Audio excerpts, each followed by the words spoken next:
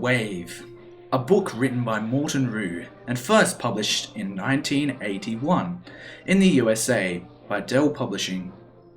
Now, there are some recurring themes in this book that may become slightly obvious as we go along. Hint hint, Nazi. Now we're going to go through a brief plot summary. Mr. Ross, a high school teacher, began a history experiment to liven up their World War II studies. Through a series of persuasive language and starting a cult, Mr. Ross has changed his class into chanting, saluting fanatics that get caught up in the cult Nazi-like organization called the Wave. One of the main protagonists, Laurie, realizes that a cult is brewing. Will history repeat itself? Well, listen on to the rest of the review to find out. Ben Ross, thinking he couldn't answer the students' questions well enough on the previous day, wants to recreate Nazism in his class after the class saw a video on the Holocaust. First, he writes strength through discipline on the board. Then, he improves their posture. They start to become quite intrigued with the newfound energy in the class. After a series of events leading to the class uniting as a community, Ben Ross has now begun a cult-like group that will most likely expand.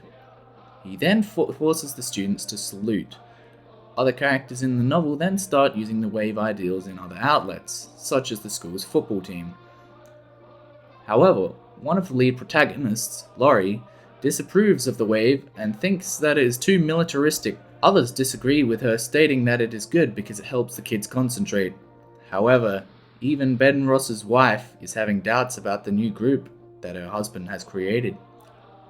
The members of the Wave must now recruit more members of the Wave. The class incidentally grew in size by the following day. They managed to cover more topics, but were not able to analyze information, as if the Wave was losing its sense of reasoning.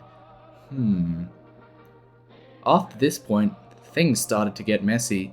Laurie, being the one to, per se, rebel against the Wave, finds herself being bullied and the target of another character called David, a strong supporter of the Wave.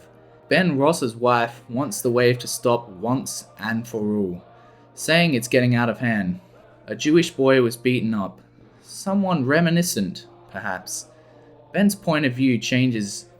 He wants the students to see what they are becoming and wants to end the Wave. In the climactic last few pages, the whole thing unravels when Ben Ross, showing the mass of students in the assembly hall, a video of Hitler.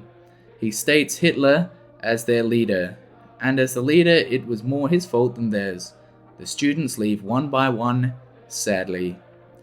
Well, thanks for watching my review, or more or less listening to my review, as I couldn't come up with any other visuals to add to this video.